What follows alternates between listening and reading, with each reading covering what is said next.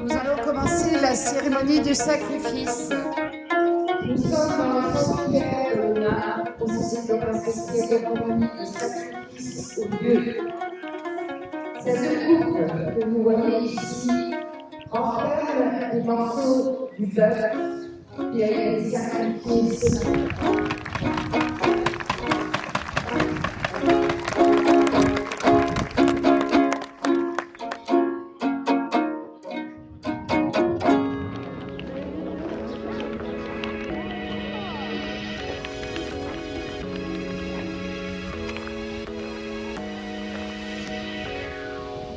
On retrouve aujourd'hui notre association sur le festival Archéolona.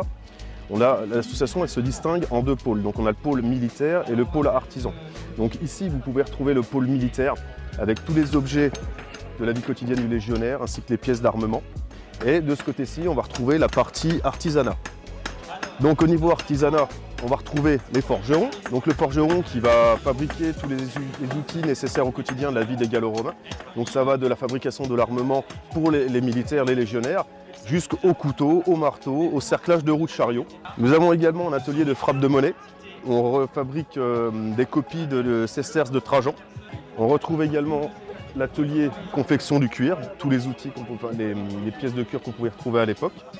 L'atelier vannerie, fabrication de paniers. L'atelier mosaïque et la confection de lampes à huile.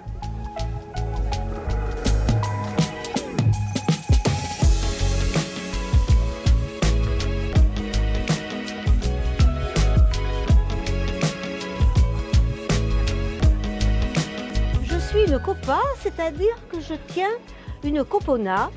C'est l'ancêtre du fast-food du XXIe siècle. On vient là pour boire un coup, manger un morceau, passer un moment.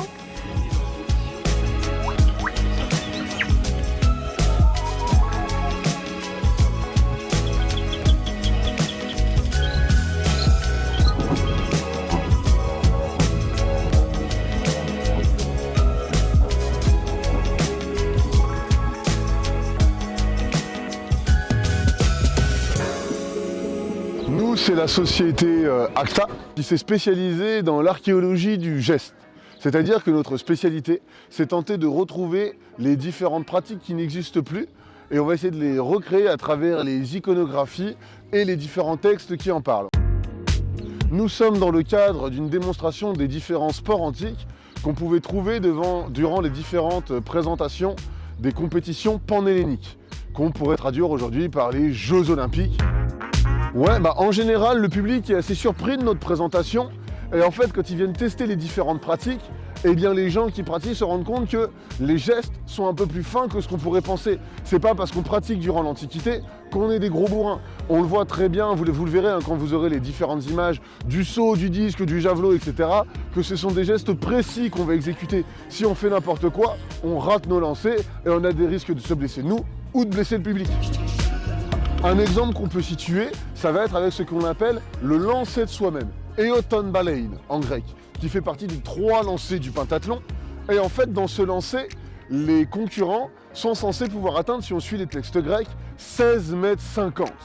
En sachant que c'est un départ poda parapoda, ce qui signifie pied parallèle au pied et sans élan.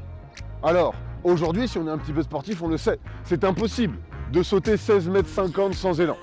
Et donc, nous, dans nos tests, on a déjà cherché un petit peu le contexte d'utilisation. Et on a remarqué que les sauteurs grecs le font avec des haltères dans les mains. Ces haltères vont permettre d'accentuer le mouvement de balancier des bras et nous tirer un peu plus loin. Mais bon, même avec des haltères dans les bras, on se rend bien compte qu'on ne peut pas faire 16,50 m. C'est absolument impossible. Et donc, il faut rajouter autre chose. Et là, nous, on a constaté qu'en fait, les Grecs vont enchaîner plusieurs sauts. Ils vont effectuer un pentabond. Comment on en est arrivé à la conclusion qu'il fallait faire 5 sauts consécutifs? Pour la simple et bonne raison qu'on a testé. Et on se rend compte que 4 sauts pour faire 16,50 m, c'est impossible. Le record du monde au saut sans élan est autour des 4 mètres. Ça voudrait dire qu'à chaque saut, on fait quasiment un record du monde. C'est impossible. 6 sauts, dans nos tests, cette distance elle est trop facile à atteindre. Donc nous aujourd'hui, on suppose, attention ça reste de la théorie, on suppose que le bon nombre de sauts serait 5 sauts. Et on a certains athlètes chez ACTA qui ont réussi à égaler, voire même dépasser de temps en temps cette distance quand ils effectuent leurs 5 sauts.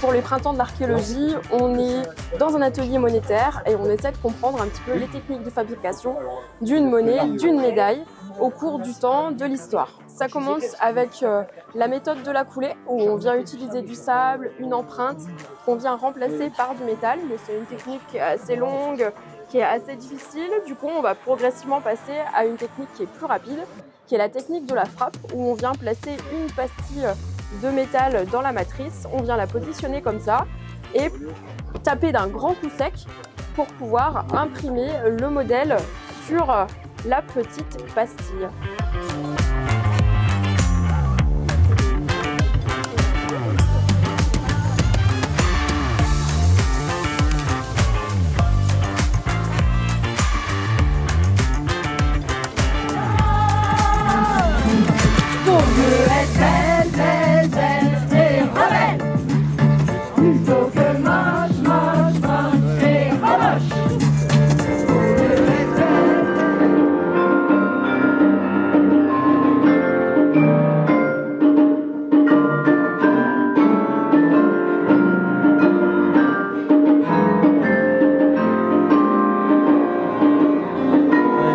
La Légion 8 à Augusta, on est basé à Autun, on est une association en fait, mais les membres viennent d'absolument toute la France.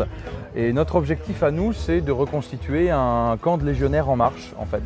Un camp d'étape avec autour le rassemblement de civils qu'on pouvait avoir, qu'on appelle des canabae ou un ricus, avec toutes les thématiques qu'on peut avoir dans une rue romaine et toutes les thématiques qu'on peut avoir à l'intérieur d'un camp.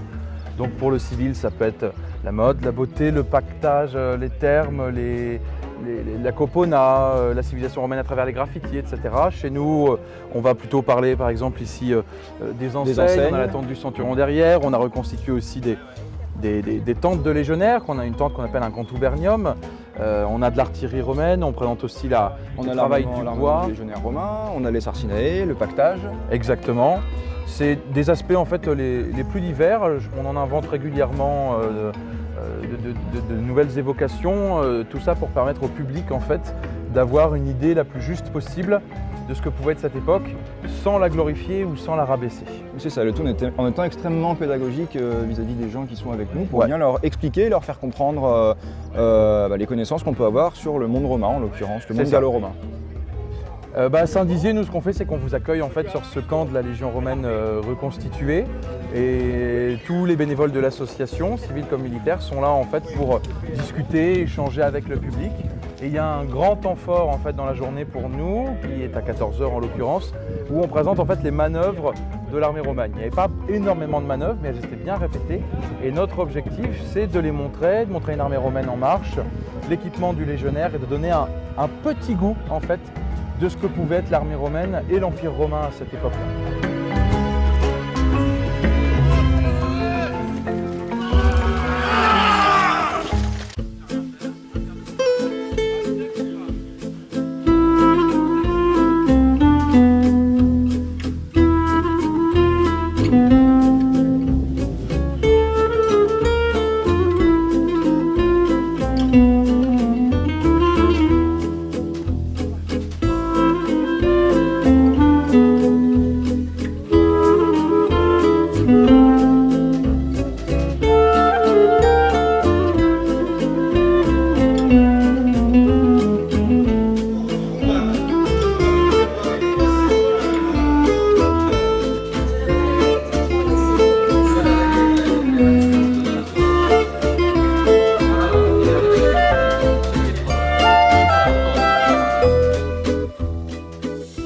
l'INRAP, l'Institut national de recherche archéologique préventive. Donc on est des archéologues professionnels. À Saint-Dizier, on est aussi partenaire de la ville pour faire la fouille programmée du site des Crassés, dans la zone industrielle du chêne Saint-Amand. Là, on intervient avec des bénévoles et on intervient tous les ans depuis 13 ans. Et sur le festival, on a mis en place un atelier de découverte de fouilles d'incinération pour les enfants. Et pour les adultes, on explique nos découvertes sur le chantier archéologique des Crassés à Saint-Dizier.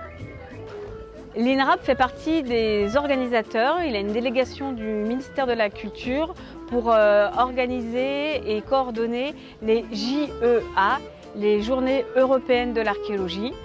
Et c'est dans ce cadre-là aussi qu'on intervient avec Archéolona, qui a calé son festival des printemps de l'archéologie sur les journées des JEA pour qu'on puisse faire un événement commun. Les journées européennes de l'archéologie, c'est un événement donc maintenant depuis quelques années européen et c'est la rencontre du public avec l'archéologie. Donc on ouvre des chantiers, l'INRAP ou les collectivités ou les acteurs privés ouvrent des chantiers pour que les gens puissent découvrir leur patrimoine. Et on intervient dans des ateliers, dans des villages archéologiques qui sont créés un peu partout en France. Et maintenant, l'Europe nous a rejoints. Sur les ateliers pour enfants, on a de très bons retours. Les enfants adorent faire de la fouille et découvrir des choses.